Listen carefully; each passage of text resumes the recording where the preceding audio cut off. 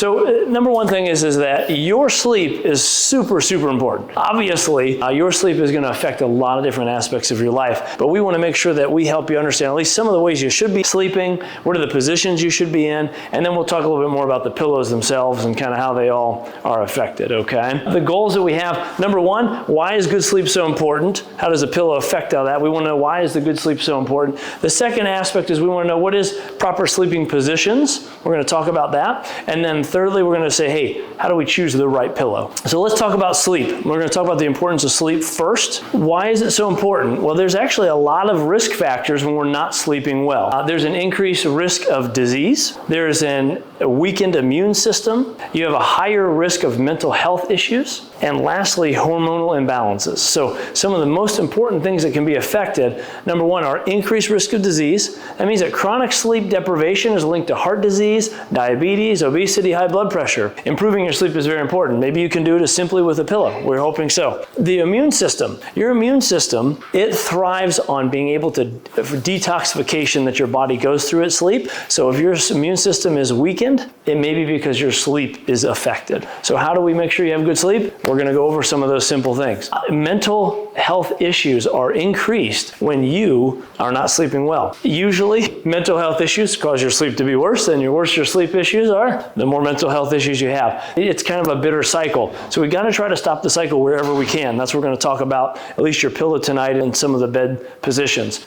Lastly, hormonal imbalances. Your circadian rhythm is going to affect your hormones. On the most basic aspect, it affects cortisol. Your cortisol, if it doesn't rise up in the morning and then fall down at nighttime, then you're disrupting your hormones on a very basic sense. So if your sleep is off, if you're working midnights, if you're throwing off your circadian rhythm, then your hormones typically will be off, which increases your hunger, might increase your stress, and definitely can decrease your metabolism. So sleep has been linked to all these things. Poor sleep is definitely connected to this. We would say that the poor sleep is probably a symptom of some other deeper issues, but we're going to kind of get into some of the other ways to try to combat some of this stuff, okay? Some of the things important with sleep posture, I would say number one is that how you sleep, at least try to sleep, is on your back or your side. If you're sleeping on your stomach, every breath you take is going to be more labored because you have to lift your body up and let it down. The other thing is if you're sleeping on your stomach is your head has to be turned, obviously, to one direction, which means that if we're tired, we're fatigued, our body isn't communicating well, then you're sleeping in a way where you're not turning to the other side equally. So we don't recommend sleeping on your stomach if you can help. Some people might wake up there, and that's okay. But trying to sleep on your back or your side, number one. You do want to make sure that your pillow isn't too thick, like the picture that you're looking at. On the second picture, you see a person's head being kind of pushed up. So if someone's sleeping and there should be in good alignment this way and their head's being tilted to one direction because the pillow is too big or too thin, that's what we're going to talk about. How do we fit those pillows? That's not good. It could be too fluffy, too flat, and not supportive. Your spine should be neutral. So ultimately, you can see on this picture, and you guys probably on the thing, but if you put your head on the right size pillow that fills the gap between the head and the shoulder, then your spine from your head down should be pretty straight. If you don't have a partner to watch how you are sleeping or maybe make some observations, we all have these cameras anymore and phones. You probably could record yourself. You could probably even do some auto pictures in 10 seconds. 10 seconds, give yourself time to sit, lay on the bed, and with your pillow and your bed in the right position, take a picture. Could you then draw a line from your, in between your eyes, right down through your sternum and through your pubic bone? If that's the case, you're probably in good alignment. So you can use your camera to try to assess that. If you have no idea what you're looking at, send it to me. Say, hey, this is how the position that I lay in, at least when I go to bed. If you want to find out how much you move, there's lots of sleep apps and things like that, but how you wake up is important too. So your spine should be in that neutral position. When you're sleeping on your back, one thing we would tell you probably is very helpful to your spine to decrease stress is put a pillow underneath your knees. So if you're on your back, a little pillow underneath the knees decompresses the spine. Beds now can be moved and adjusted. I concern myself with that based on how it may adjust your spine. So if you do have a bed that you tilt in certain ways, I know they have what they call zero gravity modes, but you just want to make sure that you're still in the zero gravity, not just the bed's telling you are. So take the pictures and look at how the head and the feet are aligned up. It would make sense maybe if the head's a little higher and the feet a little higher to have that neutral spine, but it kind of depends on the pillow and where your feet lay and a lot of different factors. So make sure you're looking at that as a whole. Last thing, avoid twisting your spine. So easy for us when we go to lay down in bed to not be specifically neutral on our side. Most of us are going to twist a little bit so that you're rotating your spine. If you're sleeping on your side, a lot of times we'll go onto our side and we might kind of rotate our leg downward. And in doing that, your pelvis is very twisted. You're in this twisted position. This is why we recommend a pillow between the knees, for sure. If you have a pillow between your knees, you have a less chance of twisting your whole body when you're sleeping. If you're twisted when you're sleeping, your spine's twisted. And a twisted spine can start to lead to subluxations and decay. So trying to avoid twisting. How do you avoid it? Pillow between the knees if you're on your side, maybe even a body pillow in front of you. Some of you might need a body pillow behind you. You might just need to hunker yourself in like a castle or something. But the key is trying to avoid that twisting side to side, or the twisting when you're sleeping. So pillow between the knees is huge. Talking about the pillow, we'll talk a little bit about what we should be looking for in the pillow, and then we'll talk about some pillow options that are out there for you guys to look at. Pillows themselves, for a lot of people, may be too thick and push the head upwards.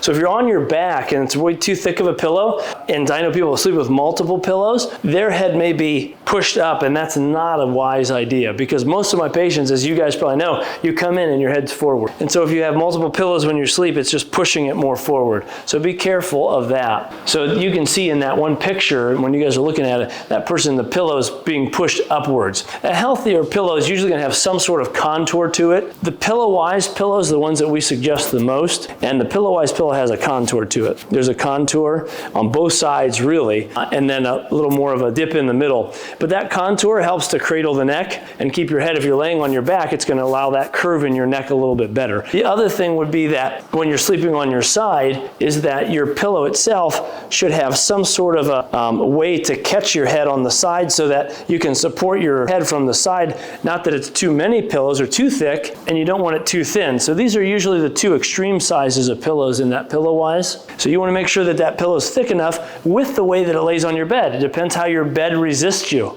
So the firmness, the thickness of your mattress, the firmness, as well as how much is it, softness will affect what you need. So when you're on your side, you want enough of a pillow to fill in that gap, but you don't want too much that it's pushing you over. And that's kind of why you have to almost take a picture. There's no perfect pillow. We measure for some of these to try to give you an idea so we know which ones you need, but those are one option. You might see options of pillows out there too that have like a hole in the middle. And there's so a lot of these. We used to sell some of these that are called the Perfect Pillow. And we liked them, but we found that the people's heads weren't always falling in the hole. So if you do find you try to get one that has like a little dip in the middle and a contour, you may be missing it or only sleeping on the thick part. And so we found that over time, we didn't really prefer this kind of a model, which had the dip in the middle. But what you might find is like a Tempur-Pedic foam is usually a lot more stiff. There's foam that we've seen in certain pillows that is so stiff that it doesn't really have much give. And that's why, again, we recommend the Pillow-Wise. It's a Dutch foam. It's very soft,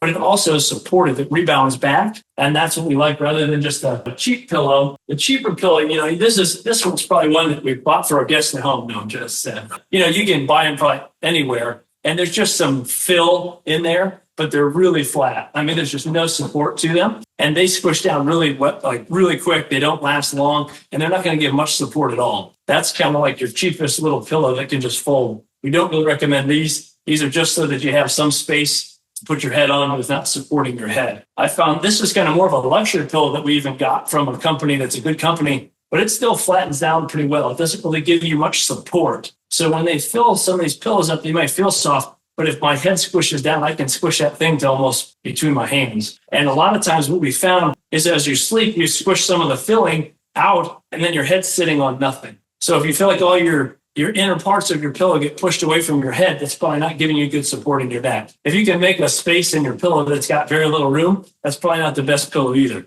The MyPillow. Anyone have a MyPillow? He's a good salesman. I think a lot of people own the MyPillow. We want MyPillow. Now, you can customize a MyPillow a little bit, but what our experience was the same thing I was just telling you. Now, it does have a little more meat to it, and you can put more fill or less fill in it when you order a MyPillow. But when you lay on it, it doesn't still have much support. There's still enough room that my head could squish down in here, and all the fill goes around my head, but not really underneath my neck. So we never found that the pillow really was as supportive as it claims. One of the links we put on was from a mattress. The mattresses are wonderful. I actually own one, and we'll talk about them later, but this is this real fancy pillow. It's got some good density to it. It actually has 2 layers of different foam inside, but we found it was just a little bit too much of a pillow. If your head was getting squished too much. Again, the best ones that we've seen were going to be the PillowWise, and that's because we can measure you in the office for them, and usually they'll let you exchange sizes. But the other one that I wanted to talk about was the Lagoon. They had contacted me and wanted me to use it, and I would say I sleep with this one right now. I do like the Lagoon pillow, and the reason is because you could actually put fill in and out of it.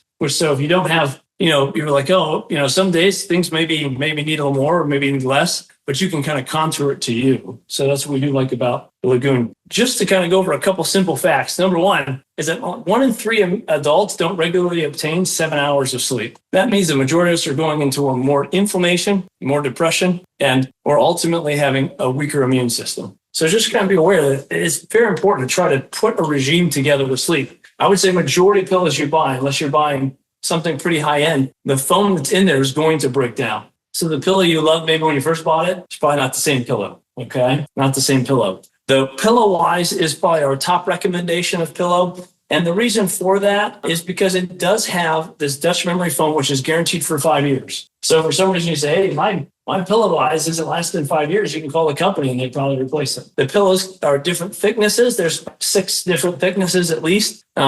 The core itself is this Dutch memory foam. It is a moisture regulating type of foam. It's called Tencel. The cover can be machine washable. It comes right off of these things. These are the PillowWise ones. I would say it's ventilated a little bit for support. You really only sleep on one side of it, but it's the same all the way across. This is probably our top recommendation, just based on people saying, most people come back and say they really like their PillowWise. Little fact, 50 to 7 million Americans suffer from chronic sleep disorders. So there's a lot of people who suffer from sleep problems. And a lot of times we don't assess. We might buy new things in certain aspects of our life, but changing our pillows, our bed, even taking care of the things that we use every night to try to give us support, we probably don't even think about until we're hurting so bad that we think maybe it's our bed, maybe it's our pillow. But it's a foundational thing. You change your shoes if they're wearing out, but how do you know if your bed or your pillow is? Well, your pillow for sure. Yeah, I'd say if it's not the same thickness, there's definitely an issue. But you just got to look and say, hey, is it keeping me in those alignments we talked about? That's the number one thing. I'm going to talk about that Lagoon pillow here. What I like about the Lagoon pillow, it's got a really nice soft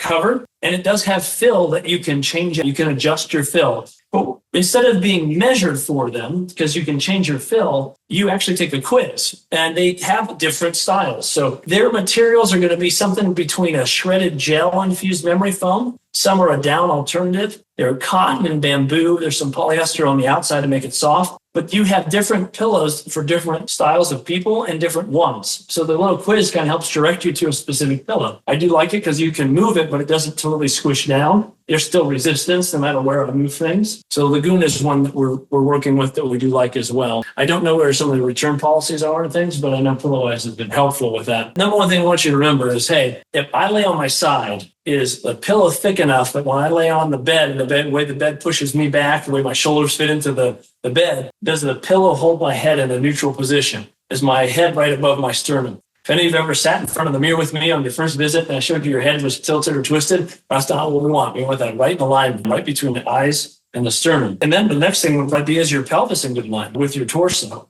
And that might be the bed issue. We can talk about the beds in the next workshop. But for the pillow, the head should not be being pushed too high. It should not be falling too low. If you're using your arm underneath your pillow, not hugely recommended, but that just might be the way you sleep. I would say that make sure your pillow can maybe be moldable like this so you can move some pieces out of the way where your arm is. Because if you have a pillow that you can't move some parts out of the way, like a PillowWise, then your arm underneath there is almost creating like a little log to sleep on, and that may be affecting with some pillow. So depending, if you put your arms underneath things, you might want a pillow that has a little more variability. You can move around, just so you know. The hope is that you take a picture, you analyze, are you alignment? If you're not sure, send the picture to me. But we have the PillowWise pillow that we measure you for. We don't have an online link for that one. When we measure you and we send it out, it has questions beyond just your measurements. It actually asks you how you sleep. Is it on your side or your back, or maybe your stomach? It also is going to find out the firmness of your bed, because all those factors matter. That makes sense.